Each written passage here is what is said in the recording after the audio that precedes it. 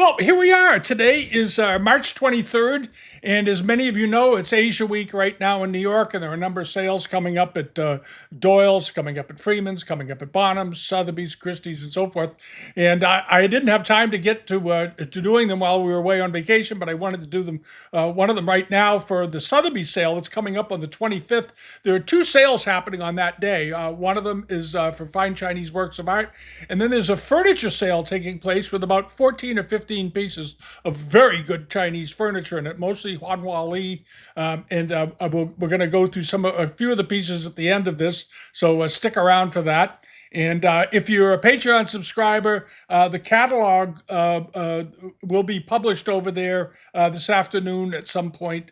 Hopefully we'll get it over there because it's a pretty interesting read. There's some good information. And as always, when you look at Sotheby's listings, go down to the bottom to the notes and read through them. They do a lot of research. There's a lot of very interesting information provided with most of the lots, in addition to the provenance and so forth, but the meaning behind the symbolism and the objects and when they were first done and how they were first made and what influenced them and all that. And it's worth reading. It's very informative. If you're interested in learning about the subject, they give you a lot of information.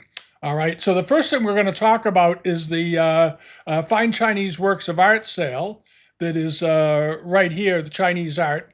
And on the cover is a really amazing piece of Guanware, Southern Song Guanware, that we'll talk about in a few minutes. But it's a beautiful example. It's got a long history of ownership and so forth. And there is a screen in this sale that may be one of the prettiest screens I've seen in years. And we'll get to that soon. All right. Now, one of the things that came up is this really charming pair of Yongzheng period. They were 100 antiques cups. Done in this format. And during the Yongzheng period, they were able to do extremely delicate painting. It was really the Kangxi period had a certain style that was very robust and powerful, and the Yongzheng period got to be very sensitively done, delicately painted, very refined, a very different feeling than from the previous era. From his father, from the Kangxi period, and they really got into Famille Rose, as you all know. Tang Ying, the manager of the kilns, had a lot of influence on what was made, and they have a pair of these beautiful cups, and it's a pair. They're spectacularly well done, and of course it has the 100 antiques, so the precious objects all over it. Wonderfully done. Marking period, of course. The marks are on the bottoms of the cups. There they are. Very neatly done, rather strongly done. I noticed that the blue on these is very, very strong, the cobalt color. It's stronger than you see on many Yongzheng examples, very deep saturation of cobalt. The estimate on these is $50,000 to $70,000 US. And we'll see how they do. It's going to be interesting to see how this sale does, how all the sales do with what's going on in the world and the duties and one thing and another. So far, there doesn't seem to be a big impact, but we'll see. We'll see how it all goes. It'll be fun to watch. And then there's another great example from the Yongzheng period, done with this heaped and piled decoration.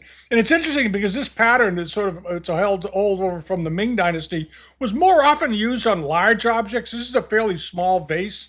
It's a small squat form vase. It's only about 6 inches tall, but beautifully decorated, very, very nicely worked all the way through. Good cobalt color, and of course, mark and period on the bottom. Let's see if they included it. They did include it. There it is. There's the bottom of it. And again, as with so many of these sales nowadays with them online, they provide these bottom shots, which are very helpful in learning to identify what the bottoms of pieces should look like, what the foot rim should look like, how they're trimmed, how the mark was placed. All of this plays a big role in identifying objects, because there are a lot of fakes of these around. This one is estimated at $400,000 to $600,000, as it's an extremely rare form. It's an extremely rare form. We'll see how it does again. I'll be fascinated to look back in a couple of days and see what the results were. And then there was this extremely pretty Xuande period Ming jar. It measures around, I think it was 10 inches. I want to get the height. Hold on a second. 13 inches in height, and but beautifully painted, very, very delicately painted, snow white porcelain. And it was during the Yonglou period that the kilns were officially taken over by the court, but they made court pieces at this time as well for the court. And a lot of these pieces were used as gifts too. During the Xuande and Yonglou period, pieces were often made at the imperial kilns and given as gifts to dignitaries and as tribute to foreign countries that they were doing business with, trade with, and so forth. This is a very, very refined example, and it's extremely striking in its appearance. It's got such a powerful, a very pretty look to it. It's wonderful. And it's estimated at $1.5 to $1.8 million. Now, there's a few things in their sales here that are in this price range, $1 million or more. And that's going to be a real test of the market. That's going to be a real test of the market. And we'll see how they do. But this is a very rare type. And it came from the Chang Foundation in Taipei. And all it says was acquired prior to 1980. All right, and here's the Guan dish. This is that beautifully lobed, small. These dishes are very small. Keep in mind, they're only. This was only a little over 5 inches in diameter, and it's got this beautiful green glaze, nice crackle on it, and it's part of that long tradition that started in the Northern Song. You had the roux-wares, you had these monochromes that became so popular, and Guan pieces were pivotal in that movement as well. The roux-wares, of course, were supposed to look like the sky after the rain, that beautiful blue color, very subtle, very elegant, very quiet. Very, very sort of, it's not loud. We'll put it that way. Like a lot, some of the pieces later when they got a lot of color in them and so forth, very different treatment. But these were very popularly collected and owned by the imperial family. There are not many of these around. There's only a handful of these in the world, just like roux-ware. There's only about 80 or 90 pieces of known roux-ware in the world, and there are not a lot of these either. And it is estimated at $1.2 to $1.8 million. It's got a long history of ownership. It went from the collection of Frederick Meyer, who died in 1974. Was sold at Christie's in 1974. Then it was acquired either at that sale or afterwards by Spink and Sons in London prior to 1990, and then it was in the Chang Foundation in Taipei. And this is a spectacular example. And they obviously feel it's going to do very well. They mark it as a premium lot right there. If you see this, if you plan on bidding on it, you got to make arrangements with them beforehand. And then you have this really fine. This is beautiful. This is an absolutely beautiful piece of Tang pottery. It's a Jing glazed ewer, white glazed ewer. It's based on a Persian metal form because there was trade between China and the Middle East, of course, and they would bring pieces in that were done in metal, and the Chinese potters during the Tang Dynasty would emulate them in clay. And this is a beautiful example, wonderfully rounded body, very nice, even, creamy glaze, and this spectacular handle. The whole thing is amazing, and it's hard to imagine that it's even how it survived. That's the thing that's really incredible about these. This piece is so delicate and so beautifully done, and it's fairly good size. As I recall, it was 11 inches or something, 17 inches, 17 inches. It's quite big, and it's estimated at $150,000 to $250,000. But we'll see how it does. Tang pieces have been a little soft in recent years, but this is a really beautiful example, and it's big, and it appears to be intact. I don't know if it's been repaired or not. It's hard to imagine that it hadn't been repaired at some point, but you'd have to check on that. But if it hadn't, it's a miracle. But it's a beautiful piece of ceramic art. And then you have this very, very nice Yu Chun Ping, also from the Song Dynasty. And it's in that beautiful, what the Japanese call Kanuta green glaze. This glaze, it's this ideal glaze, most often seen on the mallet form vases that are so valuable from the Song Dynasty. They also use this glaze on other pieces. You don't see it very often on other pieces, but here it is. And it's on this beautiful Yu Chun Ping. And that this form, of course, this form of vase was made right into the 20th century. It was a very, very popular shape. And here's a picture of the bottom of it. Great photo of the base. Give you a sense of how they trimmed them and what the clay would look like and so forth. A little bit of iron content, giving it sort of a rusty appearance. In places, it measured 10 and 5/8 inches in height. And as I said, they do good write-ups. There's a nice write-up on here about this particular vase in the southern Sung environment from which it was produced. But it appears to be very beautiful all the way through. And I see this, the rim at the mouth is very, very delicately done, very neatly done. And it's estimated $80,000 to $120,000 if any of you are interested. And then there's this, the ribbed tripod vase, also a vessel as they refer to it. It's also Tang Dynasty. I love the shape of this. I love the lines. I just like the way the thing looks. There's only a bit of information on it. It was sold at Sotheby's in 1974 and to the Toguri Museum of Art in Tokyo, and then it was sold again at Sotheby's in 2004. So it was sold 27 years ago was the last time this thing came up for auction, and they provide a slew of good photographs for this. They did a lot of photography in this. I'm noticing that Sotheby's, and I think Christie's too, they're starting to do more and more photography because they know that people want it. And if the people are going to ask for photos, you might as well just put them up and get it over with because you're going to end up taking them anyway. And here you have this. I think this just has a great look to it. It's a very nice form, and it's estimated at 20 to 30,000. And take a shot at it. All right, and then there's this. This is quite an extraordinary thing.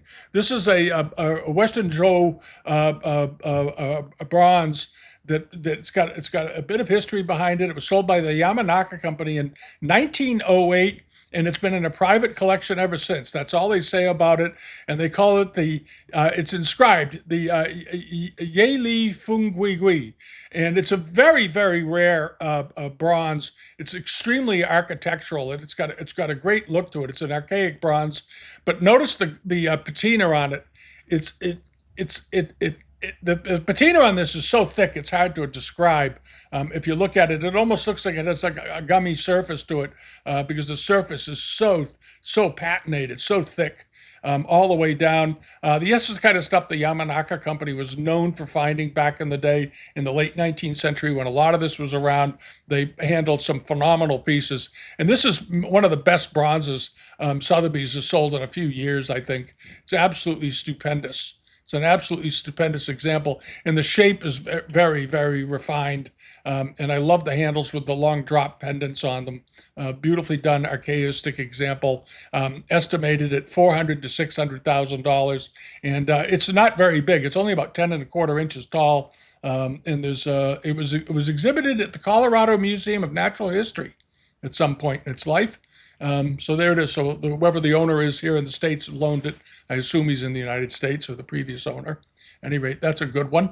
And then over to this very fine Wanli period cloisonné and bronze incense burner. This is a pretty rare type. You don't see these very often. And I think there's in the write-up, it even says there's only a handful of them known. There's apparently a slightly larger one in one of the museums in China, I guess. But at any rate, this is a beautiful example. The surface looks good. The colors look very, very good. No damage.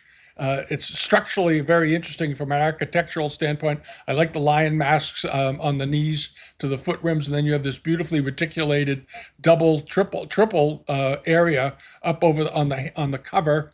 And how big is this thing?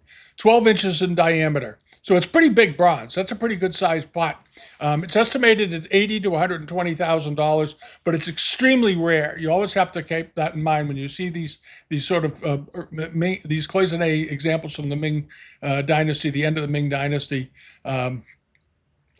They don't turn up often, and if you're thinking you haven't seen one in auction because there haven't been any, is really what it amounts to in recent years. This one was sold at Sotheby's in 1962. It went to the Krolik collection. It was sold again in 1970. It went to the McLaren collection, and it was sold last time 27 years ago at Sotheby's in London in June of that year, 1999. And that's the last time it's been on the market. All right, and down below, I believe they did a write-up, and they mentioned some other examples that are out there, one or two, not many. It's a pretty rare bird. And then you have this. This is a picture they used throughout the catalog. It's actually on the inside of the catalog cover. Is this wonderful court portrait of a bannerman, Bannerman Dalhan, attributed to Ai Chi Meng or in Xintiang Biao. I don't know him. Anyway, Qing Dynasty, Qinlong period, but superbly painted. This is the thing with it. It's an absolutely wonderfully painted picture, and you notice in these paintings there's a lot of European influence in how the artwork was done. The Chinese used more of a sort of a flattened look to it, but when they were exposed to European art and European paintings, they liked the three-dimensionality, the very realistic look of the face, the brow, and the hair and the eyes. And this is an example of it right here. And he's wearing this hat with his big peacock feather coming down over it. Beautiful deep blue robe or coat on, and it is estimated at $400,000 to $600,000. It's a very, very rare painting. It's got a bit of history going back to 1989.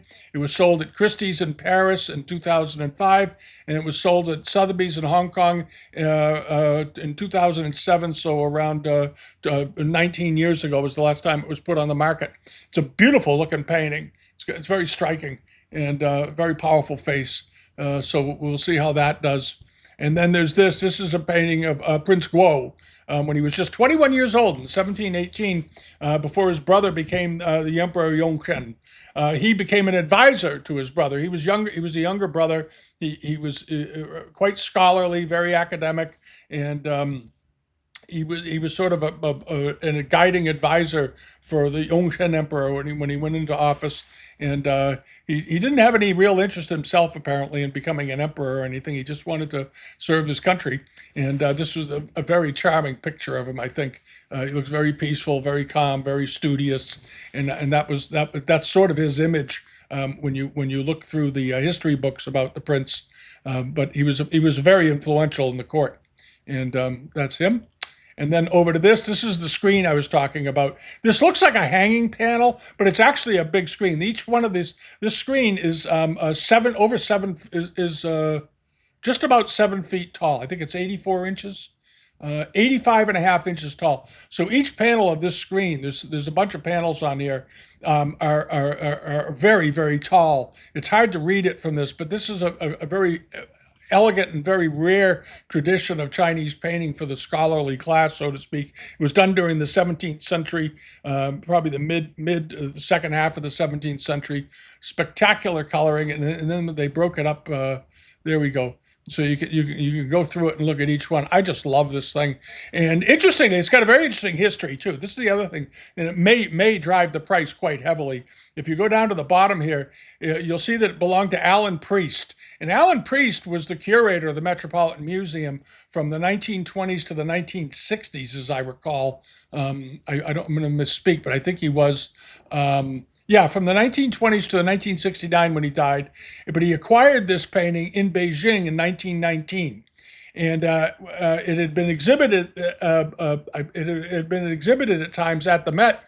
And when he died, he left it to Robert Ellsworth, another famous dealer and a big fan of Chinese furniture and paintings and so forth, who was a legendary dealer in New York as well as a major benefactor to a bunch of museums. And he died, and I believe Christie's did 6 or 7 sales of his collection after all the donations to the museums have been made. He had a massive collection. He had an enormous condominium apartment in New York City, a triplex. It was a very, very large apartment. It ran through several floors that he had owned, and he used to do his business from there as well as live there. It was if you go back and look, you'll see some amazing photographs of inside his residence. But at any rate, he was a very good friend of Alan Priest's. They worked together closely on many projects over the years. And Alan Priest left him this painting when he died. It was sold at Sotheby's in 2006. And now it's coming back. It's estimated at $200,000 to $300,000. A very, very exceptional screen, just exceptionally rare. And it's not Coromandel. Okay, that's the thing that's really interesting. It's painting on silk. which makes it very, very interesting, because Coromandel screens were done quite often, but paintings on silk of this style and this literati manner that was so popular among the educated classes are pretty rare these days, because they just didn't survive. This is a good one. And then over to this is from the Stephen Jungkook collection, the Shakyamuni from the Wei Dynasty, beautifully done. Not a terribly large one, about 20 inches, so 21 inches in height, but very classic for the period, because Buddhism had been in China at this point for several hundred years. Came over around the 1st century, but it wasn't until really the beginning of the 5th century that a lot of depictions and carvings and sculptures were done. And this is a particularly good one, very elegant, done in simple robes, wonderful facial expression. He's sort of smiling. I love the face on this guy. Absolutely wonderful. And it looks to be in quite good conditions. The fingers are all there. The patina looks excellent on it. And the way the folds come down over it, the feet and so forth, beautifully done. And it's a heck of a wonderful statue. Those of you who've been collecting for all remember all the Jungkook material that came through the auction houses over the last 20 years. He was a major collector from the Midwest. He bought a lot of stuff from Yamanaka and other companies. He was a family-owned, I believe they still have it. It was a tool and die company, and periodically they would sell off another layer of this collection, which was absolutely massive. Absolutely massive, and this was just the kind of stuff that Mr. Jungkook loved, and estimated at $200,000 to $300,000. Great piece. And then there's the furniture. This is the furniture sale. There aren't a lot of pieces in here. I think, there's 14 lots, but the pieces that are in here are quite exceptional. Really, really quite exceptional. Some great stools. I think most of it is all in Wanli, from what I remember. Yep, it is. And the two things in the sale that caught my eye was this wonderful corner leg table, Wanli, very, very rare type. And occasionally they turn up, but the vase at the bottom, this rounded area at the bottom, the vase at the bottom, as they're known, are often not there. You just have a straight post coming down. If you see these in the future, always look for that rounded vase form at the bottom of the leg. It should be there. But they often got damaged and worn and whatnot, so sometimes they would just cut them off. And there've been a few of those around, but this one has its complete leg. The carving looks excellent. It's rather powerfully carved. The wood color looks good, and the estimate seems to be a little bit on the soft side. I don't know why, and maybe it's just they're being a little conservative in the market. $150,000 to $200,000 seems to me. In the past, these have brought over that, like 300, 350, but they may just be worried about the market. I don't know, but anyway, it dates to the end of the Ming Dynasty. Wanli period probably, and it's a wonderful example and a rare type. And then you have these one of these folding Ming chairs. They're dating it as either late Ming or early Qing Dynasty. It's Wanli. They're folding horseshoe back chairs, as they were known. And this is a rather unusual one. They don't turn up very often. That's the thing with these chairs. They turn up only occasionally, and they're always estimated at over $1 million, it seems. It just seems to be that's the number they go for, and they do sell for that price. And they were done mostly during the late Ming Dynasty, but a few were done slightly after that. And let's see if they have some better. There's a good detailed shot. And you want to pull it in and take a look.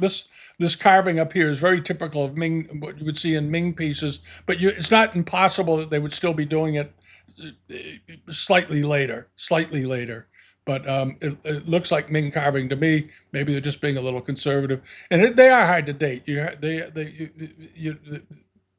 There's a lot of debate about when certain types were made, and there it is folded and so forth. And there's a very nice black and white, grayscale background photograph. Beautiful color, and this one looks to be in great condition. The seat is replaced. The seat cushion appears to, the stretcher on the seat seems replaced, which is not unusual in these, because they're cloth and they fold and they unfold and fold and Eventually they wear out. But the carving across the front crest rail here looks pretty good. The footrest at the bottom looks good. The straps, the metal straps, all appear to be there. It's estimated at 1.2 to 2 million. There you go. So that's and that's not unreasonable for these. That's not unreasonable for these. So we'll see how it goes. Anyway, this is just part of that sale. You should go over and take a look at it. And those of you that buy at Sotheby's, I know you've already registered and so forth. But those that you don't, it's fun to look at what's there. It's eye candy, as they say. And it'll be very interesting to see how the sales do. We'll go back and take a look once they're over, see what the prices were, and try to figure out where the market is right now. But if you're a collector, you collect. That's all there is to it. Collectors collect, and speculators. There's a lot of speculators in the art market always, and I don't quite understand their thinking, but that's the way that end of the game goes. Anyway, have a wonderful rest of your day. We'll be back with the other videos this week. Hopefully, we'll start getting caught up after our long break. And thanks so much for watching, and see you next time. All right, bye-bye.